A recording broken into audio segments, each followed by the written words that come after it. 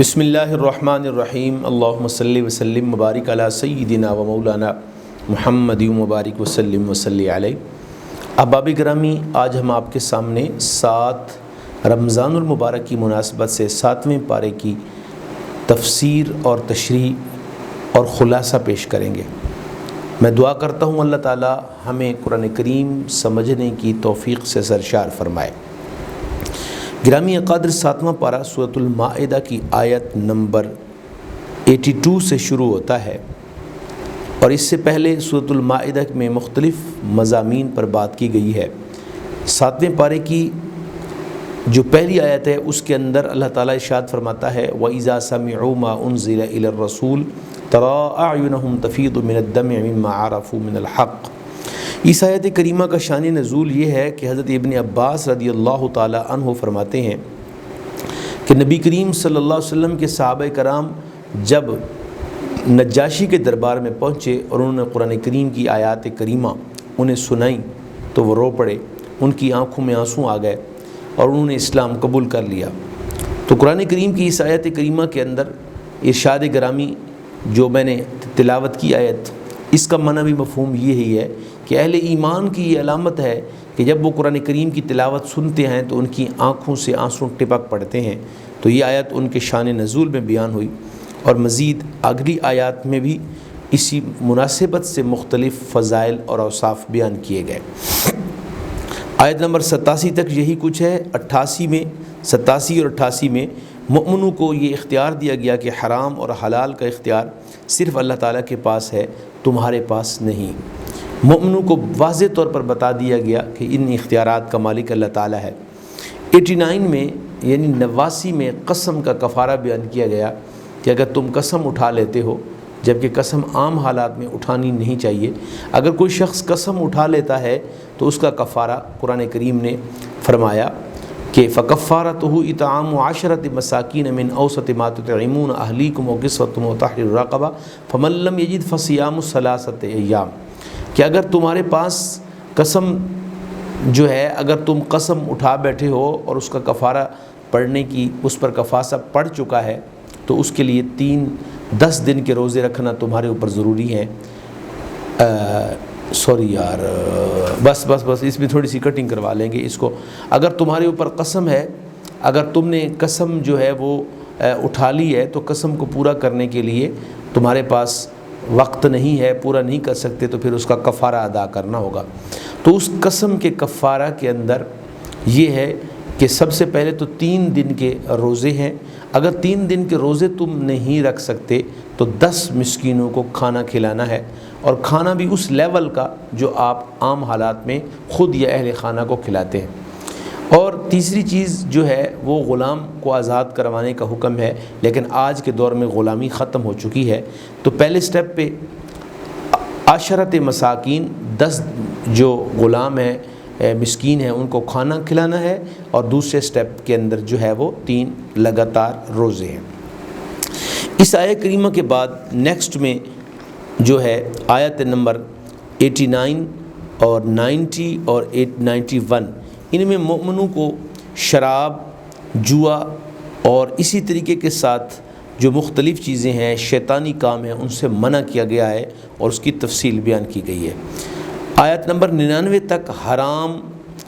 چیزوں کی ممانعت کے ساتھ ساتھ حالت احرام میں شکار سے منع کیا گیا، اور مختلف جو اس کے احکامات ہیں ان کو بیان کیا گیا۔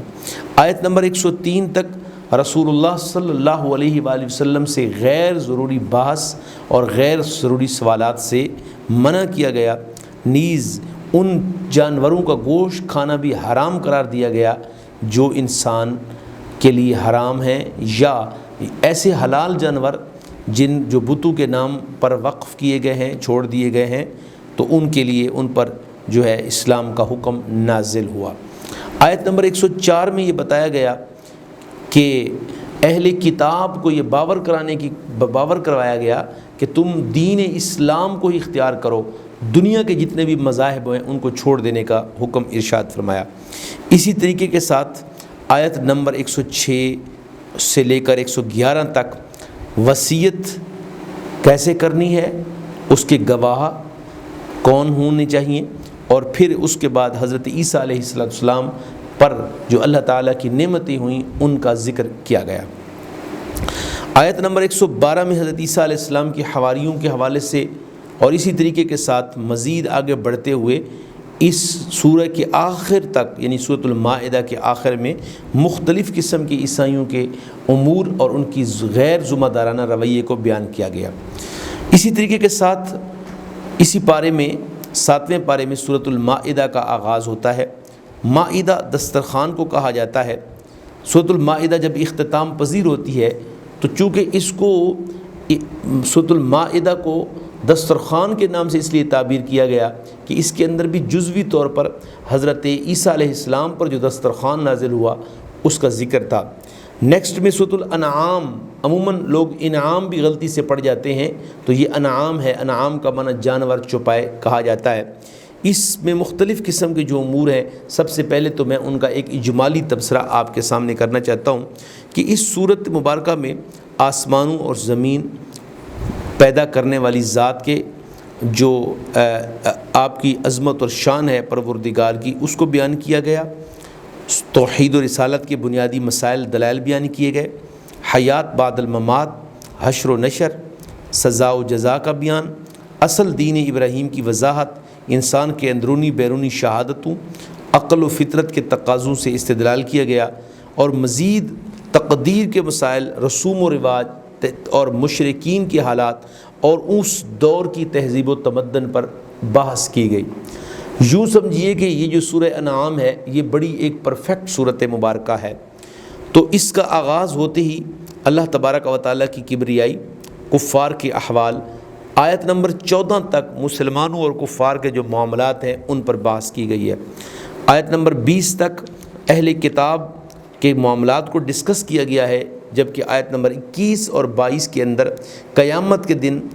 کے حوالے سے بتا دیا گیا کہ جو مشرک سمجھتے ہیں کہ ہم دنیا میں کامیاب ہیں اور دنیا میں ہمارا کوئی ہم پلا نہیں ہے، ہم طاقتور ہیں، انہیں بتا دیا گیا کہ قیامت کے دن اللہ تبارک و تعالی تمہارے تمام افعال بد کا تم سے حساب لے گا۔ اسی طریقے سے آیت نمبر 25 میں اللہ تعالیٰ نے منکرین کے حوالے سے ان کی بدعمالیوں کے سبب بیان کیے، احباب بیان کیے، اور وہ جو حق سنتے ہی اپنے کانوں میں حق کی آواز کو یوں سمجھتے ہیں کہ ہم نے اپنے کانوں سے سنا مگر سننے کے بعد وہ بات ختم ہو گئی، تو اس چیز کو ڈسکس کیا گیا۔ آیت نمبر 21 سے لے کر جو آیت نمبر 30 تک یہی جو چیزیں ہیں ان کو ڈسکس کیا گیا۔ آیت نمبر 31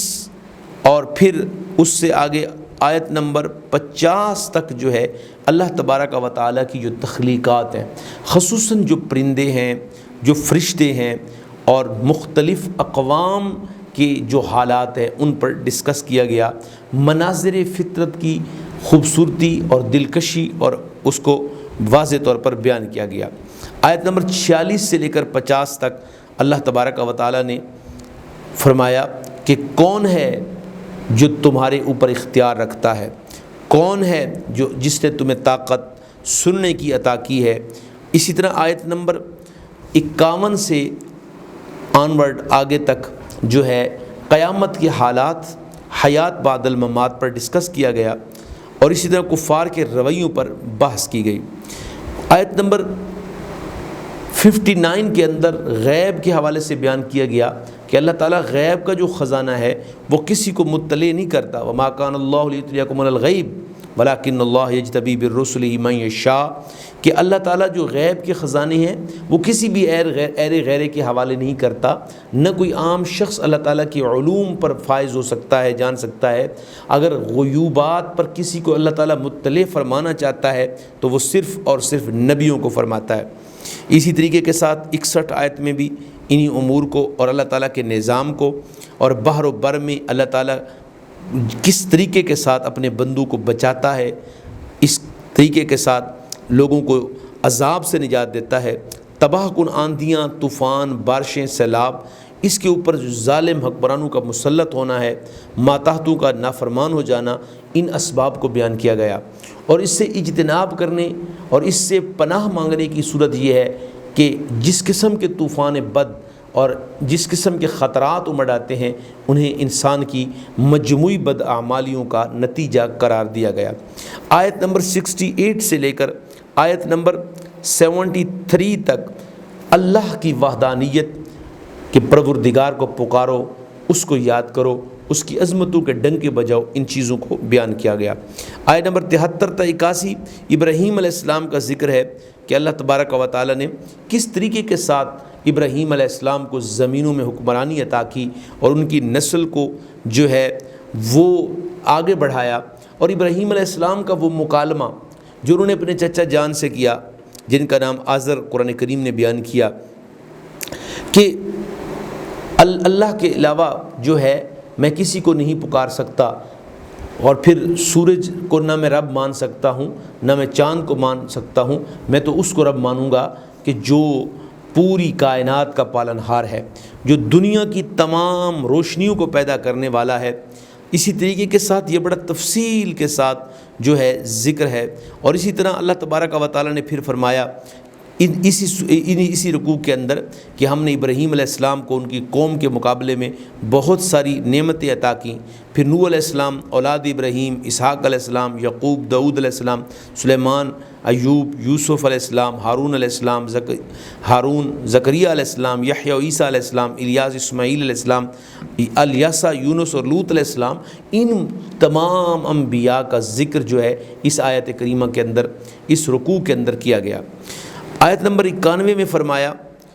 کہ اللہ تبارک و تعالیٰ کی شان اقدس میں جو یہود گستاخی کرتے ہیں تو یاد رہے یہ اسلام کے کھلے دشمن ہیں، یہ اپنے بھی دشمن ہیں۔ ان کا یہ کہنا کہ ہم اللہ تعالیٰ کی شان میں کوئی گستاخی کریں تو ہم بچ جائیں گے، کہ یہ قطعاً عذاب سے نہیں بچ سکتے۔ اسی طریقے کے ساتھ آیت نمبر 95، آیت نمبر 98 بلکہ 99 اور 100 نمبر آیت تک اللہ کی وحدانیت، اس کی عظمت، بارشیں کون بساتا ہے، کیڑے کو پتھر میں رزق کون دیتا ہے، بارشیں کو برسانے، سبزہ اگانے کی ہریالی کے ساتھ ساتھ پھلوں پھولوں کی تخلیق میں حسین جو کندہ کاری ہے وہ کون کر رہا ہے، اور اسی طریقے کے ساتھ جو اللہ تعالیٰ کی شان اقدس کی صفات ہے ان کو بیان کیا گیا۔ 104 سے 107 تک اللہ تبارک و تعالیٰ نے